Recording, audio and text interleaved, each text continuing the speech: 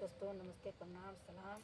तो दोस्तों आप तो कैसे हैं? मेरा उम्मीद है कि अच्छे होंगे, हम भी अच्छे हैं। दोस्तों देखिए ये सारे जंगल हैं, हम लोग जंगल में आए हैं, इतना मेहनत करते हैं दोस्तों।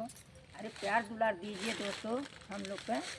अब बताइए 2 साल हो गया बनाते बनाते कुछ लाभ नहीं पाया। हाँ? अरे आगे से आगे हमको बढ़ाइए दोस्तों। देखिए ये जंगल में आए, इसमें हर एक जानवर रहते हैं, हर एक जानवर रहते हैं दोस्तों। और बाघ तकले रहते हैं, हैं मोर बाघ सब रहते हैं दोस्तों। और देखिए ये कुसमावा जंगल है, एक कुसमावा जंगल है दोस्तों। वहीं पर आए हैं, आप लोग को दिखा रहे हैं। देखिए कितना भारी जंगल है, कितना भारी जंगल है दोस्तों। देखिए हम वहाँ पर आकर के अपना शूटिंग कर रहे हैं दोस्तों। आप लोग को दिखा रहे हैं ये नज़ारा जंगल का।